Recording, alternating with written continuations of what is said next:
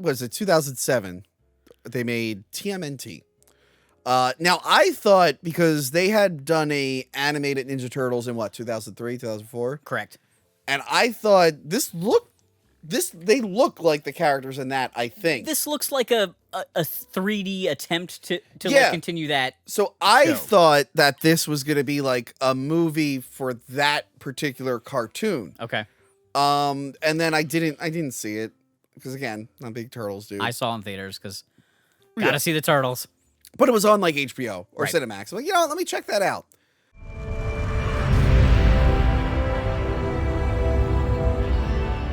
Yeah, and I put it on. I'm like, oh, this is like a secret fourth movie almost.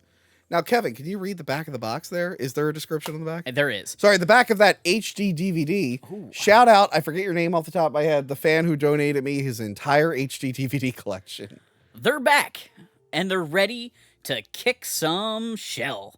It's the year of the Turtles, as everyone's favorite hard-shelled heroes finally meet their match, when an army of old foes and ancient monsters under the command of a mysterious tycoon threaten New York. Patrick Stewart, Sarah Michelle Gellar, and Lawrence Fishburne lend their voices to this powerful, action-packed thrill ride. That was Lawrence Fishburne. He was the narrator, wasn't he? The narrator. I think Chris Evans is Chris Evans? It's Casey Jones, yeah. Yeah, how do you feel about this one? So every time I watch this, and I haven't seen it too many times, but every time I watch it, it makes me want them to do a sequel to Buffy the Vampire Slayer as an animated movie. Because I can't listen to April's voice without thinking it's Buffy on the screen. Yeah. But I enjoyed it. It's a very different Ninja Turtles in the sense that like they're fighting all new bad guys we don't really know anything about, but they made them interesting and they made stakes. Yes. I really like this one too. I think it's fantastic. I think it's really great. I like that they're older now. So probably shouldn't be Teenage Mutant Ninja Turtles. They're but 19 and a half. Okay, they're 19 and a half. I'm just making that up. All But, right. they're still teenagers, but they're older than they were in the previous one. And again, it is kind of a sequel to the fourth one. There's a scene at the very end where there's like a trophy room of like the scepter from 3, Right. Shredder's helmet, and the canister. But the way it's kind of presented, it could just be a follow-up to any Turtles thing. And I actually think that's a really smart way of doing it. Yes. I like that they didn't have to tell a whole origin story. No, they Like- mentioned it briefly, and they mentioned the Shredder's been defeated, Yep. and they that's kinda it. throw And out I there. think this is the first appearance of the girl. Karai. Yep. Yes. Who, what's her backstory in, like, the expanded unit? Like, the... So she's Shredder's daughter in pretty much every version. But she's of not the thing. originally, right? Isn't there something where she didn't start off as his daughter, but she usually is turned into his daughter? That maybe. I'm not 100% sure. Okay. But she did come out of the comics. Yeah. The director of this movie liked her as a character and wanted to make sure she was in the movie. Yeah. They've used her a lot since that movie. I noticed that. I know she must have been pretty big kind of- in, like, a lot of the adaptations. I think it since kind of then. solidified her as like a legit character. Gotcha. You know, how once something jumps from the page onto Yeah. the screen or the figures, then it becomes like, oh, all the fans are aware that character exists kind of thing. Yeah. So Karai's become much more popular since that movie. Cool. Yeah, I like I said, I turned it on one day and I really, really liked it. I like the dynamic with the turtles. I like that there was like this kind of like schism. I like where they all are right now. Yes. There's a schism where Donatello is working in IT, Yep. Tech support. tech support. Ma'am, did you turn it on and back off again? Michelangelo is doing birthday parties as a dancing turtle, and Cowabunga Carl. all he has to do is put a head on. That's funny. To me, that is such a Ghostbusters 2 joke. Yes, That but this that's fine. Hero is now doing birthday parties, Raphael has become a vigilante on his own, which makes total sense. which looks really. He looks kind of like a samurai Yeah. from Part 3.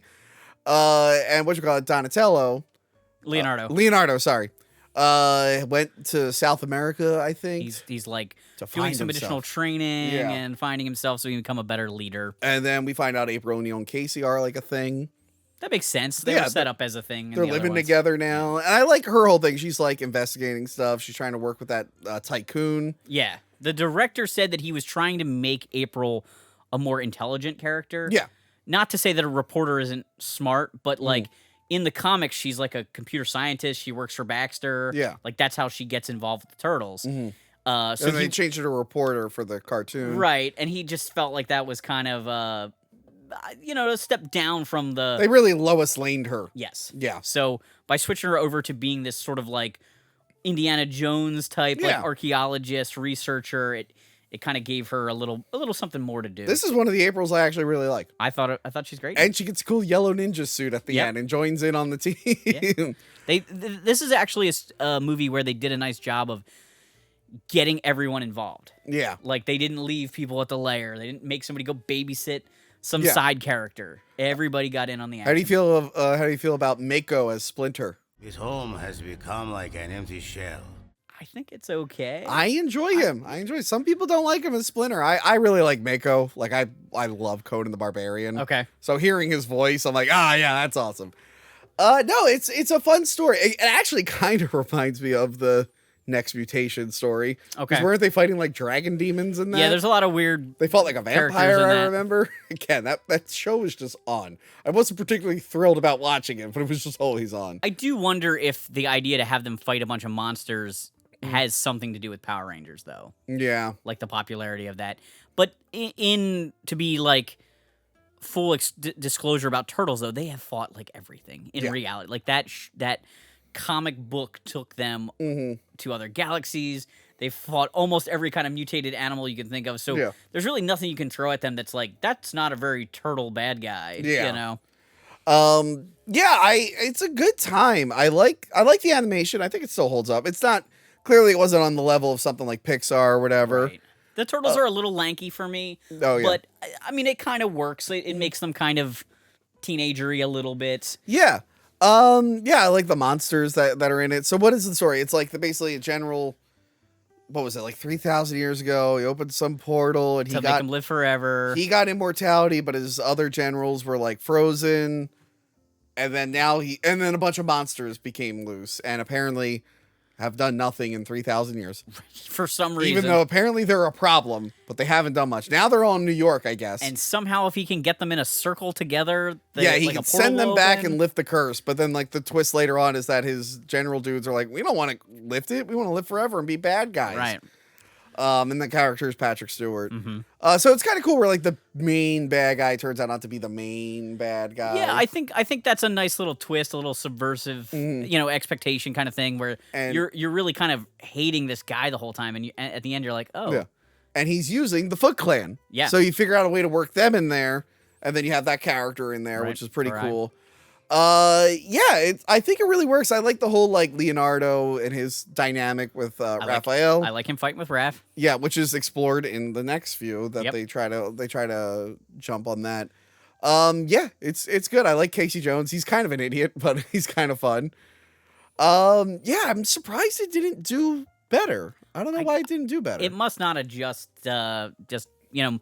either something with the studio or it missed the mark of like what they would do a sequel for. Yeah, it was 2007, right? I believe so. Yeah, I guess you had to compete with like Transformers that year. You had like Transformers, Ratatouille, stuff like that was out. I can understand. There was a lot going on that year. You know, everyone was watching Rise of the Silver Surfer. and maybe we just weren't ready for like a Ninja Turtles reboot in that era. There was a lot of stuff, like you were saying, a lot of those action properties were getting live action things. So maybe to pump out like you just did Transformers live action. Right, and now we're getting sort of this like direct-to-video 3D animated thing. And people probably thought it was meant for little kids, but when I watch it, this is probably the closest in spirit to the first one. Yeah, it probably is the darkest. Yeah. Without looking dark. It's got like stakes, it's got, Yeah, and the action is fun. The action is really, really fun. There's one beat that I love the visuals on, but it doesn't really get paid off. Yeah. At one point in the big fight at the end, Leo gets thrown into a display case of swords. Okay. And when he stands up, he has all the swords shoved in his back. And it's awesome. Yeah. But then they don't really show him, like, using the swords and losing them throughout the battle, even though that's sort of like what they're saying. I do like that giant battle with the Foot Clan at the end. That was pretty cool. And the monsters are cool, too. It's just a solid time. It's a solid time. I really, really enjoyed it. I think it's kind of the sleeper of the bunch. Like, it's a good one that nobody talks about. Yeah, and I wish it would have got a sequel because they hint that Shredder might come back. Right. Although if this is Oh, yeah, I guess he could come back. I guess being crushed in a trash compactor Didn't kill you him. get up in like 3 months. Yeah. Being mutated and having a pier fall on you, oh, you're down for years. I mean, maybe he just regenerates somehow because the ooze was there. Like, that's true. You could do something like the ooze is mutated him. He could be kind of grotesque and weird now. Yeah. You can do some cool stuff with that. But it was actually another cool thing. It was cool seeing the turtles kind of working with the Foot Clan. Yeah. Like they're like, all right, it's one of those cases where it's like we have a mutual enemy. Some of the best stories done in like long franchises is when they introduce a new bad guy that the old bad guy has to work with the heroes to do. We've seen that with like Avengers, with Loki teaming up with Thor. Yeah, you see that a lot actually. It's a good like plot element. I mean, it raises the stakes. The best X-Men movie is X-Men 2, X-Men United, where they have to unite with the bad guys. So yeah, there's merit to that. Yeah, just an overall good time, but for whatever reason, didn't stick the landing. Right. I wonder if it didn't sell enough toys. Because that is often why these kind of movies don't get sequels. That could be it. And the turtle toys for this line were not in scale with any other versions of the turtles. Oh, They're really? like taller than the ones that were out in the 2000s and way taller than the 80s ones. Yeah. So I wonder if collectors and kids alike just didn't push enough merchandise sales and they were like, well, it did okay, but you know. I can see that. Now, this is another thing where, like, before we move on, where, like, the fans were upset that it was just new villains again. I think I'm entertained by everything that's happening, but I guess if you're a hardcore Turtles, like, why won't they just do Krang? I honestly don't remember what, like, fan backlash was in that moment. I thought it was fine. I enjoyed that it was some new characters because they made them interesting. Yeah. I did like when Patrick Stewart gets, like, thrown around. And he's like, oh, look, Bro O'Neill. I must have hit my head pretty hard. I'm seeing giant turtles.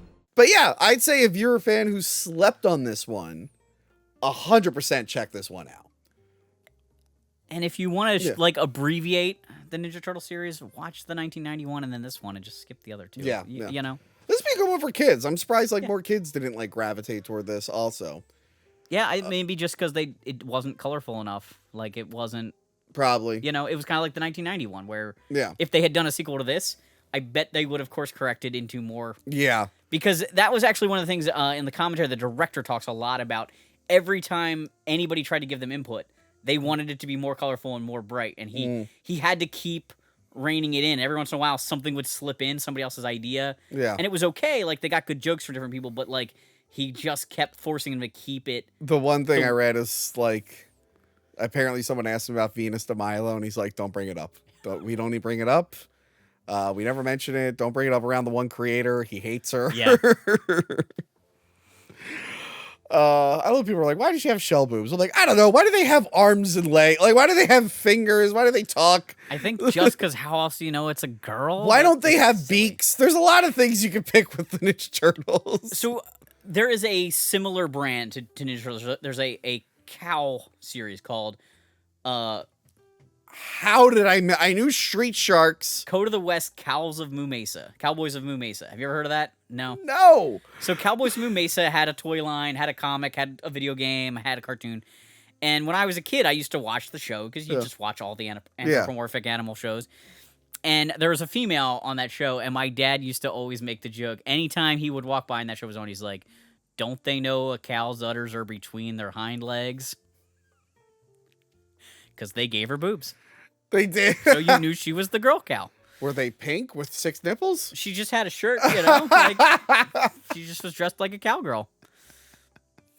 I gotta check that out. Yeah, I don't know too many Ninja Turtles, like, rip-offs, other than Street Sharks. Oh, there's so many of them. There's, like, a dinosaur one, right? Extreme Dinos. Extreme Dinos. You had, I mean... Do you think... I know it's actually good, or at least the early seasons were, but, like, Gargoyles, I think... Gargoyles is fantastic. Yeah, but that might also be like, well, Turtles is good. We're Maybe. doing Gargoyles. And I know a lot of the Gargoyles. The Power Rangers ripoffs, like Knights of Tirnanog. Yeah. Remember that? What the hell was that? Cool. Gargoyles is sort of Ninja Turtles in the sky. Like, kind of. Instead of them hiding in the sewer, they hide on top of a really tall building. Yeah. You know? And that's a cartoon I would like to revisit. It's really good. I started watching it I didn't get very far, but I was Yeah. watching it here and there. Yeah. I forgot how good it was. Yeah, I remember the music was really cool. Yeah. Yeah, I had like the Goliath figure. There are certain sequences from that where the animation is just gorgeous. Yeah, because it looked like the Bruce Timm Batman. Yeah, animated it's very series. similar. Why do they have a dog?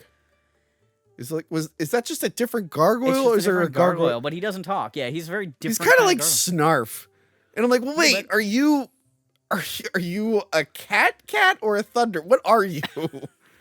Like Pluto. Yeah, It's like, wait, it's like Pluto and Goofy. Goofy's a dog that Right. talks. What makes you just a dog? Well, that's Bronx or whatever that particular dog, whatever that particular gargoyle's name is. But yeah, TMNT liked it. Now TMNT goes away again. Yep. I think there's some cartoons here and there.